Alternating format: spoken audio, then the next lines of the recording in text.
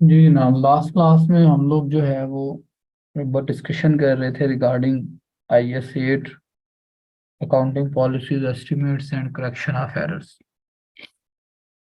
तो last time हमने उसमें से मेन चीज़ें जो है वो डिस्कस कर ली थी। उसमें हमारी जो एक उसमें हमारी जो एक मेन डिस्कशन रहती थी, वो एक मेन डिस्कशन हमारी इसके नोट्स के हवाले से रहती थी कि हम लोग उसका जो नोट है वो नोट हम किस तरीके से बनाते हैं। तो नोट्स टू फाइनेंशियल स्टेटमेंट में अगर इसका डिस्क्लोजर आ जाए कि जी नोट्स टू फाइनेंशियल स्टेटमेंट्स बनाकर दिखाएं IS 8 से रिलेटेड, तो उसमें मतलब इतनी ज़्यादा चीज़ें नहीं हैं, थोड़ी सी चीज़ें हैं। तो मैंने उसके लिए जो है वो एक ये क्वेश्चन सेलेक्ट किया है। ये बुक्स मैं ऑलरेडी आपके साथ शेयर कर चुका हूँ, तो उसी बुक में से एक क्वेश्चन शेयर कर रहा हूँ ताकि बाद में भी अगर आप लोग इसे देखना चाहें तो आप लोगों को आइडिया हो जाएगा इसका। तो ये क्वेश्चन नंबर 4 है, ये जो आपकी कैफ 1 की बुक है। तो उसमें ये क्वेश्चन था, इसमें जो है वो इंफॉर्मेशन हमें दी गई है। इस तरह का क्वेश्चन आया नहीं है पिफा में अभी तक, लेकिन फिर भी आप लोग प्रैक्टिस के तौर पे इसमें ये एक दो क्वेश्चंस हैं ऐसे जिसके अंदर जो है वो नोट बनाने के लिए बताया गया है। तो मुश्किल काम नहीं है, आसान ही काम है। मैं जस्ट आप लोगों के साथ आप लोगों को एक्सप्लेन कर देता हूँ उन चीज़ों को कि उसमें जो है वो किस तरीके से हमने इसे बनाना होता है। तो एग्जांपल नंबर 4 है ये मार्वल्स लिमिटेड के नाम से। तो following information has been extracted from the draft financial statements of Marvels Limited for the year ended 30 June 2017। तो स्टेटमेंट ऑफ फाइनेंशियल पोजीशन में 2 सालों का डाटा हमें गिवन है, 2017 और 2016। इसमें प्रॉपर्टी प्लांट एंड इक्विपमेंट का बैलेंस गिवन है, इसमें रिटेन अर्निंग का बैलेंस गिवन है। फिर हमारे पास स्टेटमेंट ऑफ प्रॉफिट और लॉस है। तो स्टेटमेंट ऑफ प्रॉफिट और लॉस में प्रॉफिट फॉर द ईयर इसने हमें दिए हुए हैं। तो following matters are under consideration for of the management. क्या मैटर्स हैं ये? इसमें it was identified that ML had incorrectly charge 36.75 million as maintenance expense incurred on installation of the plant. The plant was available for use on 1st July 14 and had been depreciated on straight line basis over a useful life.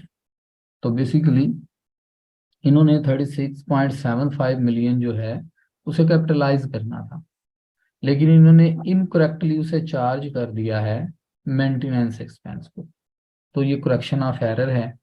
Last time जब हमने IS 8 को start लिया था, तो हम लोगों ने कहा था कि भाई जो चेंज इन अकाउंटिंग पॉलिसीज होंगी और जो हमारे पास जो है वो करेक्शन ऑफ एरर्स होंगी, उनके प्रोस्पेक्टिव ट्रीटमेंट्स किए जाएंगे, मतलब उनकी प्रोस्पेक्टिव एडजस्टमेंट्स ली जाएंगी। तो ये करेक्शन ऑफ एरर है, पास्ट में एक एरर हम कर चुके हैं, अब हम उसे रेक्टिफाई करने जा रहे हैं। तो यहाँ पे हम इसे जो है वो रिट्रोस्पेक्टिवली ट्रीट करवाएंगे, मतलब पास्ट ईयर्स भी ठीक होंगे इसके। अच्छा, दूसरी बात क्या है कि इन view of significant change in expected pattern of economic benefits from an item of the equipment, it has been decided to change the depreciation method from reducing balance method to straight line method. तो ये basically आपका depreciation method change हो रहा है। तो हमने कहा था कि जब डेप्रिसिएशन मेथड चेंज होता है तो वो change in accounting estimate consider किया जाता है, और जो चेंज इन अकाउंटिंग एस्टीमेट होता है उसके एडजस्टमेंट्स हम लोग प्रोस्पेक्टिवली करते हैं, मतलब पास्ट को ठीक नहीं करते या एडजस्ट नहीं करते, बल्कि हम प्रेजेंट को और फ्यूचर को जो है वो एडजस्ट कर रहे होते हैं। तो the equipment was purchased on 1st July 2015 at a cost of 80 million, having estimated useful life of 5 years and a residual value of 16 million. The depreciation at the rate of 27.5% on reducing balance method is included in the above draft financial statement. तो basically इससे पहले आप RBM method में 27.5% rate use करते रहे हैं, तो अब आप जो है वो उसको रिड्यूसिंग बैलेंस मेथड की बजाय स्ट्रेट लाइन मेथड के जरिए अटेम्प्ट करना चाहते हैं। The following balances pertains to ML statement of financial position. तो स्टेटमेंट ऑफ फाइनेंशियल पोजीशन में वो कहता है कि जी बैलेंस एज ऑन 30 जून 2015 तो 30 जून 2015 के बैलेंसेस वो आपको दे रहा है, पीपीई का बैलेंस है, रिटेन अर्निंग का बैलेंस है। तो देखिए ऊपर भी इसने बैलेंस हमें दिए थे, लेकिन वो बैलेंस 30 जून 16 के और 30 जून 17 के थे। अब ये बैलेंस 30 जून 15 का है, मतलब ये ओपनिंग बैलेंस के तौर पे वो आपको दे रहा है। कहता है ignore tax, prepare extracts from the statement of financial position. जैसा कि मैंने उस टाइम पे आपसे कहा था कि वो ये एक्सट्रैक्ट्स आप लोगों से पूछ सकता है कि मुझे ये एक्सट्रैक्ट्स बनाकर दिखाएं। तो स्टेटमेंट ऑफ फाइनेंशियल पोजीशन के एक्सट्रैक्ट्स बनाकर दिखाएं, स्टेटमेंट ऑफ प्रॉफिट और लॉस के एक्सट्रैक्ट्स बनाकर दिखाएं, and correction of error note, correction of error का नोट भी बनाकर दिखाएं, इंक्लूडिंग कंपैरेटिव फिगर्स। तो कहता है कि इसमें कंपैरेटिव फिगर्स लें। तो मैंने आप लोगों को तरतीब बताई थी कि पहले एसओसीआई का ट्रीटमेंट करते होते हैं, फिर एसओएफपी का रिटेन अर्निंग का ट्रीटमेंट करते होते हैं, और फिर हम लोग जो है वो एसओएफपी का ट्रीटमेंट करते होते हैं। तो यहाँ पे हम इसको देखते हैं। तो पहले हम एसओसीआई पे चलते हैं। This is statement of comprehensive income extract. ये रकमें रीस्टेटेड हुई हैं। तो जो रीस्टेटेड वाली रकमें हैं इन पे ज़रा सा आप ध्यान करें कि करंट ईयर जो है उसमें रीस्टेटेड लिखा हुआ नहीं आता, क्योंकि रीस्टेटेड का मतलब होता है कि पहले आपने उस वैल्यू को किसी और वैल्यू के ऊपर रिकॉर्ड किया हुआ था, उस आइटम को, अब चेंज हुआ है। तो जो करंट ईयर होता है वो तो हमारा प्रेजेंट ही एडजस्टेड वैल्यू पे हो रहा होता है, तो यहाँ रीस्टेटेड नहीं आता। तो ये सोल्यूशन है। हम पहले इसकी वर्किंग में चलते हैं, जाके कैलकुलेशन कर सकें हम इसकी। दिस वन जी, सबसे पहले प्रॉफिट बिफोर टैक्स लिया हमने। 2 सालों का प्रॉफिट गिवन था, तीसरे साल का गिवन नहीं था। तो जो सालों का प्रॉफिट गिवन है हमने उसे ले लिया। अब हमने करेक्शन ऑफ एरर करनी है। करेक्शन ऑफ एरर ये करनी है कि हमने गलती से मेंटेनेंस को अपना एक्सपेंस बनाया हुआ था, जबकि उसे मशीन की कीमत में ऐड करना था। तो हम 2015 में इसको ऐड बैक करेंगे।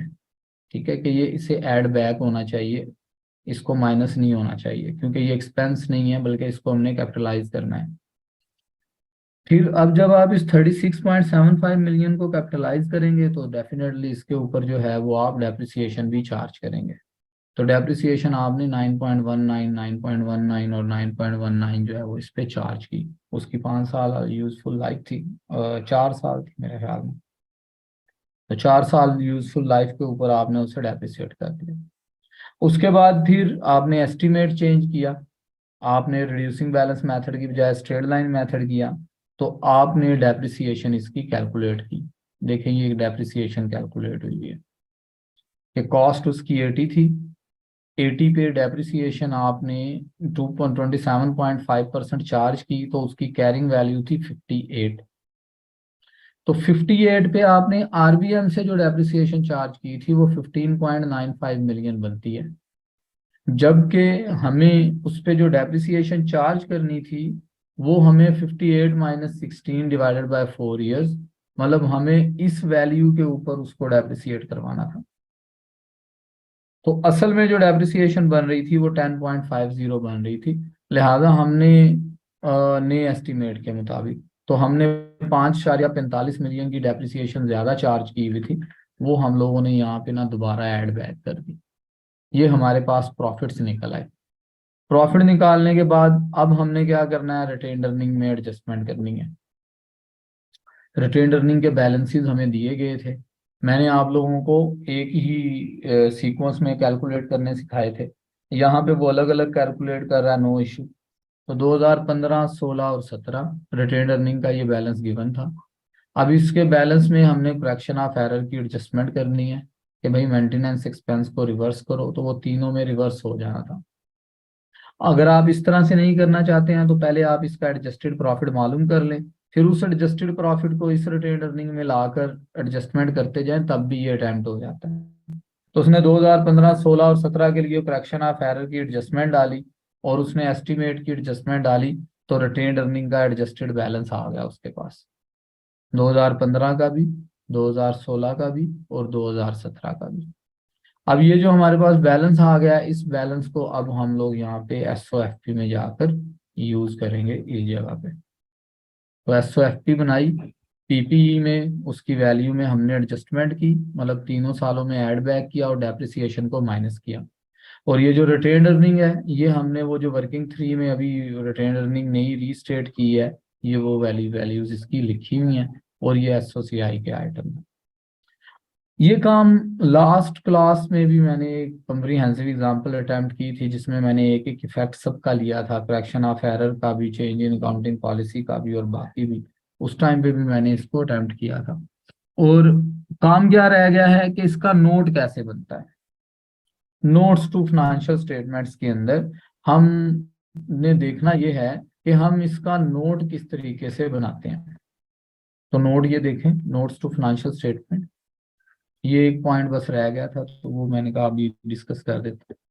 सबसे पहले हमने क्या करना होता है, हमने हेडिंग देनी होती है कि किया क्या, हमने कोई अकाउंटिंग पॉलिसी चेंज की है, या हमने कोई एस्टिमेट चेंज किया है, या हमने कोई करेक्शन ऑफ एरर को एडजस्ट किया है। हेडिंग देना होता है। जैसा कि यहाँ पे हमने ऊपर दो काम किए थे, तो हमने यहाँ पे उन दोनों को लिखा। पहली बात के change in estimate, the depreciation method for equipment was revised from reducing balance method to straight line method, resulting in reduction in depreciation expense by 5.45 million in the current year. The depreciation expense over remaining life would also change due to this change of estimate. मतलब हमने उसे ये बताना होता है कि हमने अपना एस्टिमेट चेंज कर लिया, और अगर हम पुराने एस्टिमेट पे कोई कैलकुलेशन कर चुके हैं करंट ईयर की, तो वो भी बतानी होती है कि करंट ईयर में उसकी क्या चेंज आई है। जैसा कि हम आरबीएम से डेप्रिसिएशन चार्ज कर चुके थे, तो जब हमने स्ट्रेट लाइन मेथड से डेप्रिसिएशन चार्ज की, तो 5.45 मिलियन का डिफरेंस आया। हमने कहा कि ये डेप्रिसिएशन हमने ज्यादा चार्ज की हुई है, तो उसको करंट ईयर में रिड्यूस कर दिया, और हमने कहा जी कि इस एस्टिमेट की वजह से फ्यूचर में भी चेंजेस आएंगी। फिर हमने करेक्शन ऑफ एरर का नोट दिया। देखें ये रिट्रोस्पेक्टिव था, अब प्रोस्पेक्टिव, सॉरी प्रोस्पेक्टिव था, अब रिट्रोस्पेक्टिव चीज है। करेक्शन ऑफ एरर नोट है, इसमें हमने एक्सप्लेन करना होता है कि भाई एरर क्या हुई थी। तो it was identified in current year that installation cost of 36.75 million to be capitalised was incorrectly charged as maintenance expense on 1 July 2014। Data हमें क्वेश्चन में से मिलेगा कि यार ये एरर हमसे हुआ था। अब उसका इफेक्ट ना जी हमने करंट ईयर में शो नहीं करना, प्रीवियस ईयर में शो कराना है। ठीक है, मतलब जिस जिस तरह से हमें उसका जो है वो डाटा अवेलेबल होगा। तो अब यहाँ पे effect on statement of financial position लेना है, और मतलब प्रॉपर्टी प्लांट एंड इक्विपमेंट पे क्या इफेक्ट आया और रिटेन अर्निंग पे क्या इफेक्ट आया। देखें इसकी वजह से ना उसमें इजाफा हुआ था, मतलब हमने डेप्रिसिएशन का इफेक्ट भी इसी में अकाउंट फॉर करना है, और हमने इसका इफेक्ट जो है वो उसके जो एक्सपेंस को कैपिटलाइज नहीं किया था उसका इफेक्ट भी लेना है। मतलब ये वर्किंग वन के अंदर इसने इसको एक्सप्लेन किया हुआ है कि बैलेंसेस क्या थे प्रॉपर्टी प्लांट एंड इक्विपमेंट के। अब इसमें करेक्शन ऑफ एरर को रिवर्सल किया है हमने, डेप्रिसिएशन को चार्ज किया है हमने, और जो लोअर डेप्रिसिएशन चार्ज हुई है उसको एडजस्ट किया है, तो ये नई उनकी वैल्यूज आ गई हैं। ये उठाकर हम 2015 और 16 में लिख देंगे। इसी तरह रिटेन्ड अर्निंग में 15 और 16 का इफेक्ट शो कर देंगे। बस ये एक चीज नोट के हवाले से हमारी रह गई थी कि नोट के हवाले से आपने ये बात याद रखनी है कि जब नोट टू फाइनेंशियल स्टेटमेंट बनाना है, तो वो जो एरर या एस्टिमेट के अंदर चेंज हो रही है, हमने उस चेंज को हाईलाइट करना है, उसको बताना है कि भाई ये चेंज हुई है एस्टिमेट में, या ये एरर हमने पास्ट में किया था, या हमारी इससे पहले पॉलिसी कुछ और थी, अब हम अकाउंटिंग पॉलिसी कुछ और बनाने जा रहे हैं। तो उसको आपने कंसिडर करना है, और मतलब 2-3 लाइनों में 4 लाइनों में उसको एक्सप्लेन करना है, और उसके बाद फिर एसओसीआई और एसओएफपी के पास्ट ईयर्स के इफेक्ट्स जो हैं वो शो करवाने हैं। ठीक है, करंट ईयर को शो नहीं करना, पास्ट ईयर्स के इफेक्ट्स जो है वो इसमें आप लोगों ने शो करवाने हैं। ये आपका नोट कंप्लीट हो जाएगा। तो इस तरीके से आपका जो है ना वो नोट टू फाइनेंशियल स्टेटमेंट बनता है।